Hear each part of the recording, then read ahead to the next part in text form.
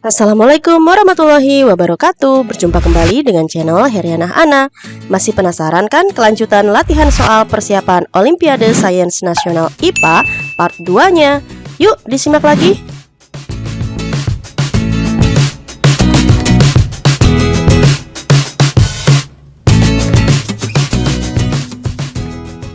Kita lanjutkan dari nomor 9. Terjadinya hujan asam melibatkan proses-proses di bawah ini, kecuali...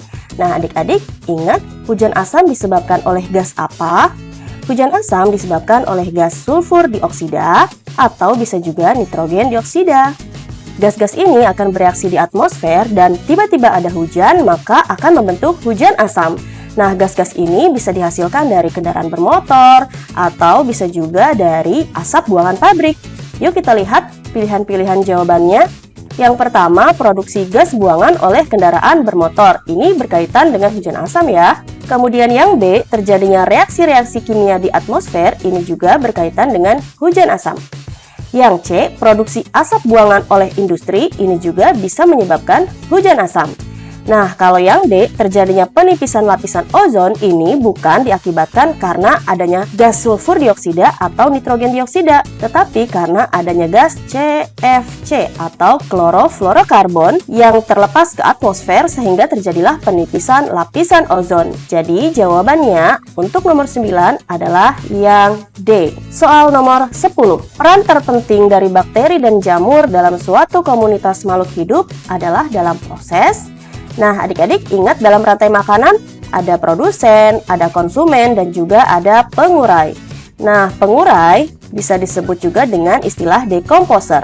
Yang bertugas sebagai pengurai atau dekomposer di alam adalah bakteri dan juga jamur. Karena tugasnya sebagai pengurai atau dekomposer berarti mereka akan melakukan dekomposisi bahan-bahan organik atau menguraikan makhluk hidup yang sudah mati. Sehingga jawaban untuk nomor 10 adalah yang C. Melakukan dekomposisi atau proses penguraian bahan organik, misalnya makhluk hidup yang sudah mati. Lanjut ke soal nomor 11. Diketahui sebuah badan perairan telah tercemar oleh limbah logam yang berasal dari pertambangan emas yang berada di sekitar perairan tersebut. Manakah tingkatan pada rantai makanan di perairan tersebut yang akan ditemukan biomagnifikasi logam berat yang paling tinggi? Adik-adik, apa itu biomagnifikasi? Biomagnifikasi adalah proses peningkatan akumulasi bahan pencemar pada tingkat trofik melalui rantai makanan. Semakin tinggi tingkat trofik, maka jumlah bahan pencemar akan semakin tinggi. Artinya, tingkatan trofik yang paling atas yang memiliki bahan pencemar yang paling berat. Jadi, dari pilihan tingkat trofik 1, 2, 3, 4 yang memiliki logam berat yang paling tinggi adalah tingkat trofik 4 karena terdapat pada urutan rantai makanan yang paling puncak, sehingga jawabannya yang D. Soal nomor 12. Jamur berbeda dengan tumbuhan hijau, terutama dalam hal... Nah, perbedaan yang paling mencolok antara jamur dan juga tumbuhan hijau adalah bagaimana cara memperoleh makanannya. Jamur termasuk ke dalam organisme yang bersifat heterotrof, artinya dengan cara mengambil atau menguraikan zat-zat organik yang ada di sekitar. Sedangkan tumbuhan hijau adalah makhluk hidup yang bersifat autotrof. Nah, cara memperoleh makanannya adalah dengan memanfaatkan zat anorganik dan akan mengubahnya menjadi zat organik. Nah, cara memanfaatkan zat anorganik dan mengubahnya menjadi zat organik adalah dengan melakukan proses fotosintesis. Dalam proses fotosintesis, tumbuhan hijau mengambil zat anorganik berupa karbon dioksida dari atmosfer dan juga uap air. Kemudian akan diubah menjadi zat organik seperti glukosa atau C6H12O6 dan akan dihasilkan pula oksigen. Sekarang kita lihat ya pilihan-pilihan jawabannya. Yang A merupakan tumbuhan uniseluler, ini salah ya. Yang B tidak memiliki dinding selulosa, ini juga kurang tepat. Walaupun dinding sel tumbuhan dan jamur berbeda, tetapi bukan termasuk ke dalam perbedaan utama antara jamur dan juga tumbuhan hijau. Dinding sel jamur terbuat dari zat kitin, sedangkan dinding sel tumbuhan hijau terbuat dari selulosa. Kemudian yang C, tidak dapat menyerap air. Nah, ini juga salah ya. Baik jamur maupun tumbuhan hijau sama-sama dapat menyerap air. Yang D, tidak dapat membuat glukosa dari karbon dioksida dan juga H2O. Nah, ini yang paling tepat karena perbedaan mendasar antara jamur dan tumbuhan hijau terletak dari cara memperoleh makanannya. Jadi jawabannya yang D. Berikutnya soal nomor 13. Perhatikan gambar di bawah ini. Ikan hiu dan pari memiliki sisik bertipe. Nah, ada 4 tipe sisik. Untuk ikan yang termasuk ke dalam kelompok Chondrichthyes atau ikan bertulang rawan seperti hiu dan juga pari memiliki tipe jenis plakoid. Tipe jenis plakoid ini tersusun rapat, ditopang oleh duri, dan tumbuh dengan ujung menghadap ke belakang, serta kasar saat disentuh. Sedangkan tipe sisik yang lain seperti stenoid, ganoid, dan juga sikloid dimiliki oleh jenis ikan Osteichthyes atau ikan bertulang sejati. Selanjutnya soal nomor 14. Semua karakter berikut ditemukan pada arthropoda kecuali apa itu hewan arthropoda? Arthropoda adalah hewan yang memiliki ciri tubuhnya beruas-ruas. Sehingga pernyataan A, segmentasi pada tubuh betul. Segmentasi artinya tubuh beruas-ruas. Kemudian yang B, eksoskeleton yang terbuat dari kitin. Nah, ini juga betul. Contoh yang termasuk kelompok arthropoda misalkan ada insekta atau serangga, kemudian ada kelompok krustase atau udang, selanjutnya ada kelompok arachnida atau kelompok laba-laba, dan bisa juga kelompok myriapoda atau kaki seribu.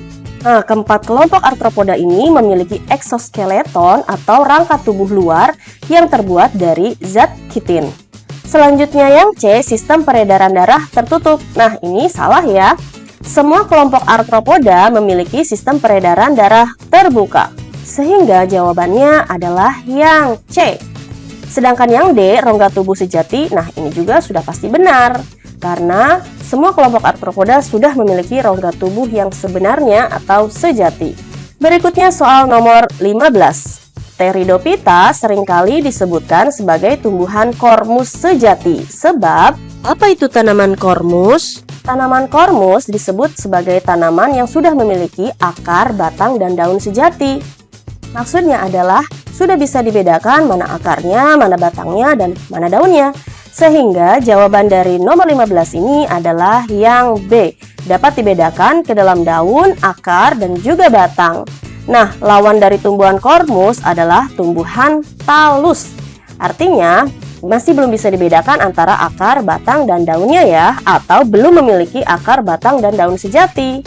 Soal nomor 16. Perbedaan mendasar antara kingdom Plantae dengan kingdom Animalia terdapat pada kemampuan kingdom Plantae untuk, nah ingatkan adik-adik, kingdom Plantae atau pada tumbuhan memiliki ciri utama dapat melakukan fotosintesis atau bersifat autotrof. Sedangkan pada kingdom Animalia atau kelompok hewan dan juga manusia tidak bisa membuat makanan sendiri, sehingga pilihan jawaban yang tepat adalah apakah yang A, mencerna karbohidrat? Yang ini salah ya. Bukan mencerna karbohidrat, tetapi seharusnya membuat karbohidrat melalui proses fotosintesis.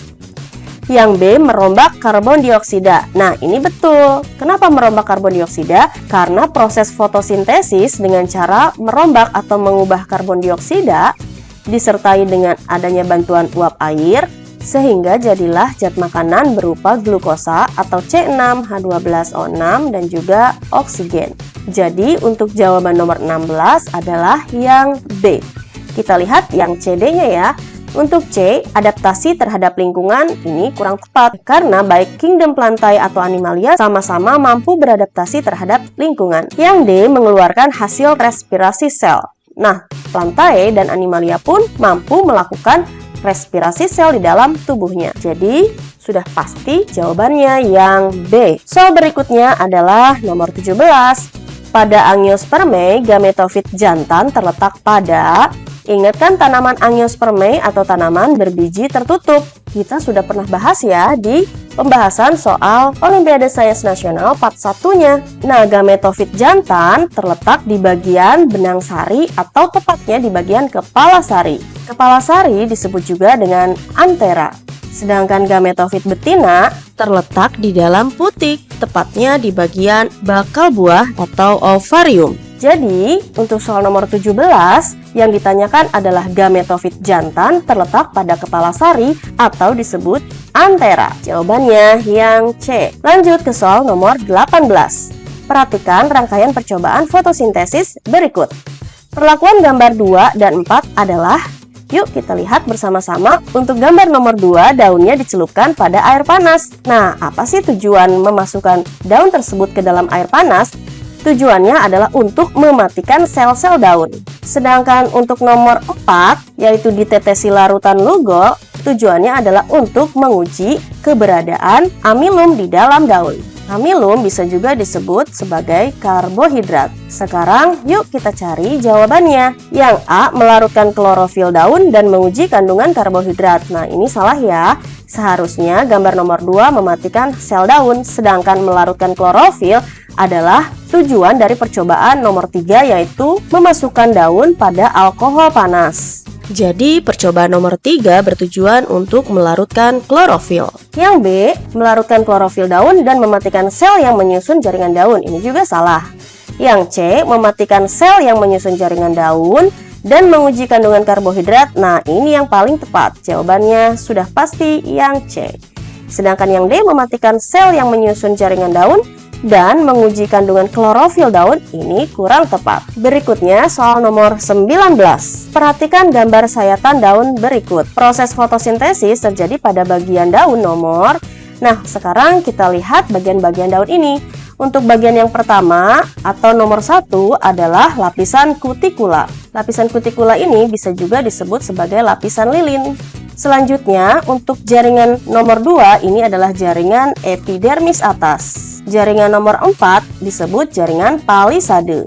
Jaringan nomor 3 disebut jaringan spons atau bisa juga disebut jaringan bunga karang. Jaringan nomor 5 disebut jaringan epidermis bawah. Dan satu lagi untuk nomor 6 adalah jaringan stomata. Nah, pertanyaannya adalah proses fotosintesis. Terjadinya di mana ya? Proses fotosintesis harus membutuhkan klorofil. Nah, klorofil ada di 2 tempat. Klorofil bisa berada di jaringan palisade dan bisa juga di jaringan spons atau jaringan bunga karang. Jadi, untuk fotosintesis sudah pasti berlangsung di nomor 3 dan juga nomor 4. Jawabannya yang B. Lanjut ke soal nomor 20. Louis Pasteur menumbangkan teori generatio spontanea dengan memuaskan karena percobaannya yang menggunakan.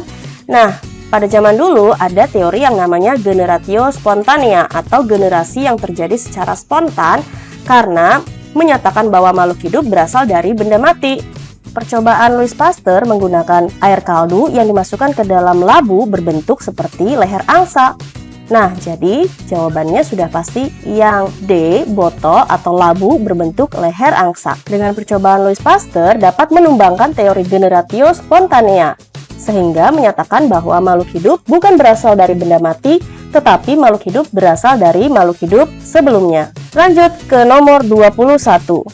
5 contoh tumbuhan yang termasuk kelompok Cormophyta adalah ada kelapa, nanas, pisang, jahe, dan juga rumput teki. Persamaan ciri-ciri yang dimiliki oleh kelima tumbuhan di atas adalah, nah adik-adik, dari kelapa sampai dengan rumput teki semuanya termasuk ke dalam jenis tumbuhan monokotil. Nah, apa sih ciri tumbuhan monokotil yang tepat? Apakah akar dan batang berkambium? Salah ya, monokotil tidak memiliki kambium. Yang B, berkas pembuluh batang tersebar. Nah, ini betul. Tanaman monokotil memiliki berkas pembuluh pada batang yang tersebar. Jadi jawabannya yang B. Sedangkan yang C, daun-daunnya kaku, salah. Yang D, tidak mempunyai bunga, ini juga sudah pasti salah. Lanjut ke nomor 22. Bagian tengkorak yang mempunyai tipe sendi sinartrosis ditunjukkan oleh huruf. Nah, sendi sinartrosis disebut juga dengan sendi mati. Sinartrosis menghubungkan antara tulang frontal atau tulang dahi dengan tulang ubun-ubun, sehingga jawabannya adalah yang B. Sedangkan untuk yang A ini adalah tulang frontalnya atau tulang dahi. Nah, kalau yang C, D, E apa ya? Kalau yang C ini adalah tulang rahang bawah. Yang D ini adalah tulang pipi. Dan yang E adalah tulang rahang atas. Jadi jawabannya sudah pasti yang A, yaitu bagian B. Lanjut ke soal nomor 23. Perhatikan gambar berikut. Empedu dan enzim tripsin dihasilkan oleh, secara berurutan ditunjukkan oleh huruf apa saja. Nah, empedu sudah pasti dihasilkan dari kentung empedu ya, ada di bagian D.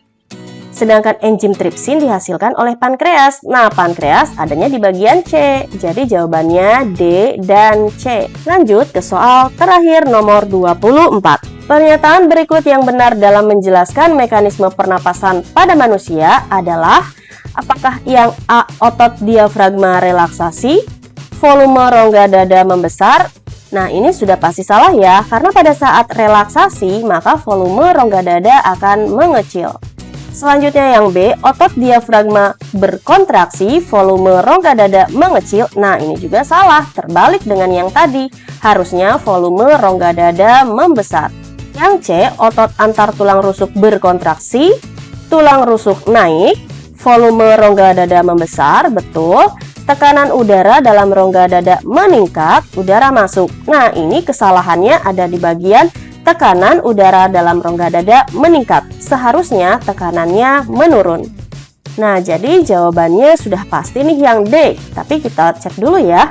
Otot antar tulang rusuk relaksasi, tulang rusuk turun, volume rongga dada mengecil, tekanan udara dalam rongga dada meningkat, udara keluar. Nah, betul nih jawabannya yang D. Nah, adik-adik sudah selesai pembahasan soal kita. Sampai jumpa di pembahasan soal-soal OSN atau persiapan OSN yang lainnya ya. Tetap semangat dan wassalamualaikum warahmatullahi wabarakatuh.